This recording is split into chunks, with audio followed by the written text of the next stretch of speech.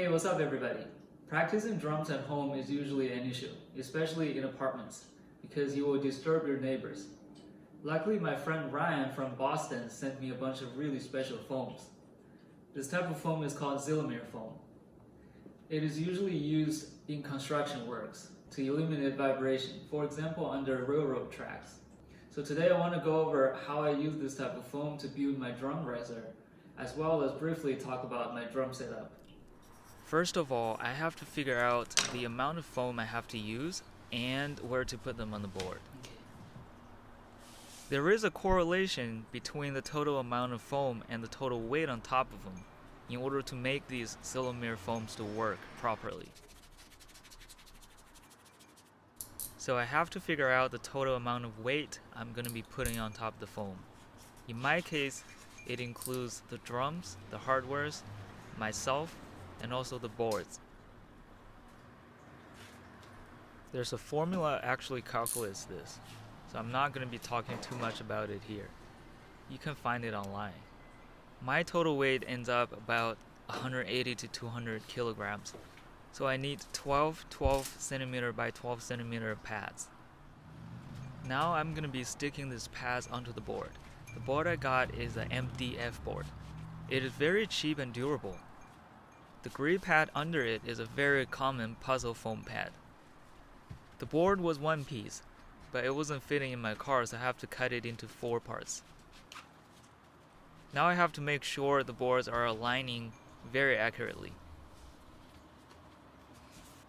Now I am taping these pads onto the board as I planned at the beginning. Spread them out on the board so the weight can be distributed evenly.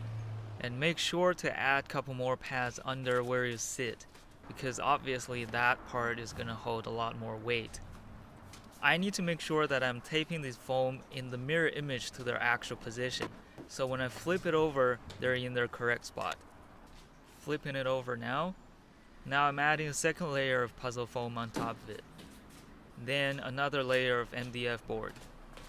These 2 boards are put together in a different direction compared to the bottom 2 boards, just to add more stability. Now I'm adding a 3rd layer of puzzle foam, because I got too many of those. Finishing up with another layer of carpets.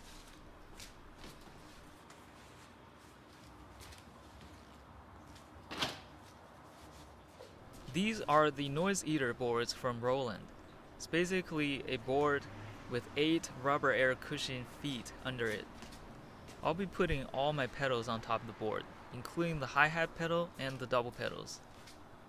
With these, I could even get rid of more vibration. She's here to help me check if everything is placed correctly, just for some inspections, as usual. Now I'm gonna let the cat leave, since she's done with the inspection. I'm pretty much assigning each noise eater to each pedal. This is my bass drum pad. I'm putting a bag of rice here to stabilize it. Rice weighs about 5 pounds. I made this bass drum pad off from an Evans frame and also a Gibraltar pad. And of course I added Sylomer foam into the pad, which you can't really see it is behind the black rubber. It's there for minimizing the impact of the bass drum beater as well as the vibration. I practice a lot of double bass, so that's the main issue. With this kind of platform with Sylomer foam, it really minimizes that vibration. There's not much noise going through the floor to the neighbors. They pretty much can't really hear anything. From this angle, you could see what's going on under the board exactly. Now I'm putting the drums onto the boards. These little round stuff are also noise eaters from Roland. They function in the same way as the big noise eaters. Now let's talk a little bit about the drums. I didn't go for an E-kit directly. Instead, I got this trigger system from Roland. I'm using a TM-6 Pro module and couple RT-30 triggers. The hidden surfaces are Sabian quiet tone mesh head practice pads. I'm putting the triggers on them so they function as drums. So I definitely could go through some home practice with this system. And eventually I'll move them to my acoustic kit to add secondary layers on them. And that's actually what this trigger system is designed for. That MP pad under the snare pad is actually the top of a DW drum throne. I'm putting it down there to add more cushion, of course. And you can see it's the Sabian quiet tone practice pad for the snare, floor tom, and rack tom.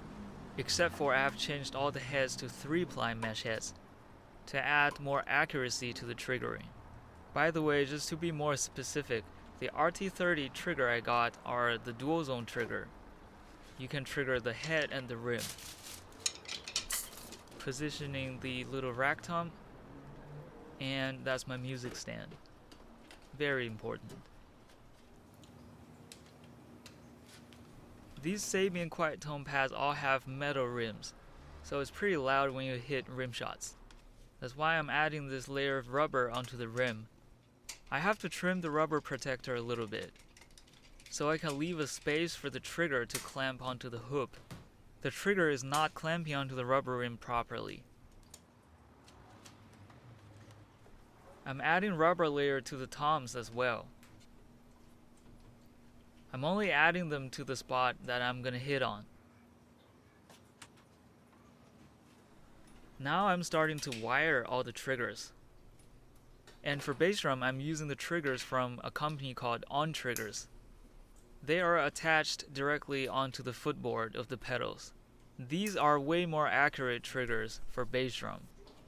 So I'm connecting all the triggers to the TM-6 Pro drum module now. Plugging in the headphones and turn on the modules. I'm gonna give it a try now. The assembly of the platform and drum sets is pretty much done.